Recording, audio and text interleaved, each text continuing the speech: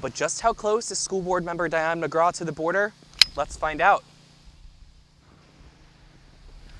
McGraw lives just 5 doors down from the district boundary.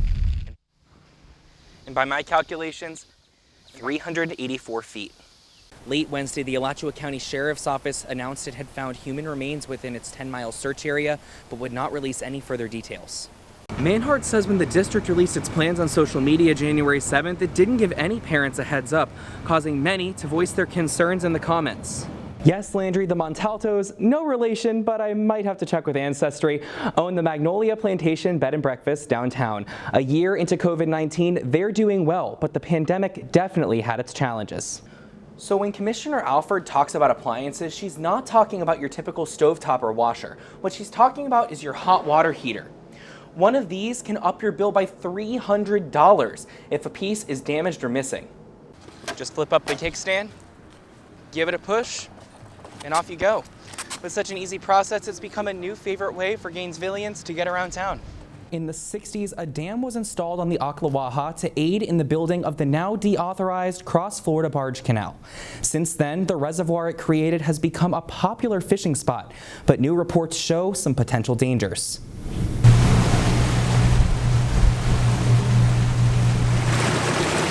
People turn into kids, you know, and every alligator has to be pointed out, you know. When we see 100 of them, like during a drawdown, you can see 100. For years, Karen Chadwick has piloted tour groups up and down the Ocklawaha River. Watching tour groups connect over breathtaking views of this historic Florida waterway has become her favorite part of the job. But over the years, Chadwick and other environmentalists have faced a common enemy. It's like a foot across its throat, is the way one person put it that lives on the Ocklawaha. It basically changes everything about the ability of the river to communicate downstream with the rest of the environment. But every few years, North Florida gets a glimpse of the river's natural flow in what's called a drawdown. The Kirkpatrick Dam's gates open for a few months to clear out aquatic plants that congregate in the Rodman Reservoir. And for some time, Chadwick says, things are as they should be. When they do the drawdown, the trees are this big in the first 4 months. Then they all drown when they bring the water back up. But Chadwick says there's also another danger, dam failure. So if the dam broke now, we would be gone. We would die. Yeah. Look at that middle gate. Well, the one second to the right, it's really rusty. So if you're seeing this, it means I'm still around and so is the dam. But Chadwick says it's entirely possible that one of these days that dam might burst, sending a wave of water all the way down to Welaka. Putnam County Commissioner Larry Harvey is a staunch reservoir supporter. In an interview with WUFT's Jessica Seldner, Harvey said there's no imminent danger of dam failure. There's no real studies that show that we're at critical mass right now. Do we have improvements that need to be done? Surely there are.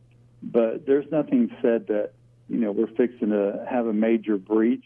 A 2015 inspection report from the Florida Department of Environmental Protection recommended 91 repairs, including replacement of corroded underwater bolts holding seals on all 4 gates. But back on the boat with no end in sight, Chadwick motors on, fighting for her river. According to a timeline from Jim Gross of the Florida Defenders of the Environment, a 2002 special use permit from the U.S. Forest Service has lapsed, meaning the state is operating the dam on Forest Service lands without a permit. The state plans to restore the river once funds become available.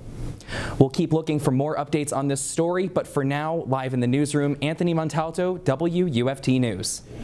Let's do our very best to be kind to one another one last time as Cougars. To Tim Adams, Miller Middle School is home. But today is the last day he'll walk the halls as principal, the last day students will play in the gym.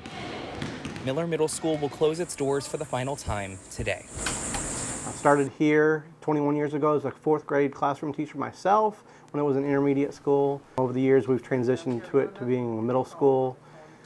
And had a chance to come back home 4 years ago with our superintendent. He made an announcement that I was coming back home to be the principal of Miller Middle School, and this is where I've been since. The closure comes after a February decision from the Putnam County School Board to close 4 schools as part of a revitalization plan. We have met with a number of community members. We had a a work group representing people from all over the district that provided suggestions on how we might tweak this plan. And while a bittersweet day, Adams is excited for the next chapter. As we move forward, it's an exciting opportunity. Our kids are excited, and I think the sky's the limit for what we're about to do. While all the students and faculty are leaving Miller Middle School, their new home is just down the street at Crescent City High School. Miller Middle School, while it's a mainstay within our district, within our community, it is an older building. Adams says that means it's sometimes difficult to make necessary safety upgrades, one of the deciding factors to close the school built in the 20s. He says it's the right decision, but there are some things he'll miss next year as principal of Crescent City Junior-Senior High School. The old gymnasium, if you take a look at the gymnasium, it reminds me of the movie Hoosiers. Our cafeteria, it's pretty small, but very quaint and cozy. And of course our auditorium. Our auditorium will continue to be used. While teachers and administrators wave goodbye to students, as is their years-long tradition, they know they'll see each other again in a few weeks, but this time in a new home. Anthony Montalto, WUFT News. The House Budget Committee meets today to debate and discuss the American Rescue Plan, but what does the plan include? Let's break it down. The proposal is a $1.9 trillion aid package designed to stimulate the U.S. economy. The package includes $1,400 payments to individuals, and new this time around is the fact that adult dependents like college students are eligible. Adult dependents were left out of the first two rounds of stimulus payments. Children over 16 didn't qualify as dependents for stimulus purposes. The proposed bill gradually increases the federal minimum wage to $15 an hour by 2025. In November, Florida voters decided to raise Florida's minimum wage to the same amount. Florida's minimum wage will reach $15 in 2026. Also on the list is billions in funding to schools and small businesses, as well as boosts to unemployment benefits. According to several sources, House Democrats say they plan to push a vote on the bill this week. For The Lead, I'm Anthony Montalto.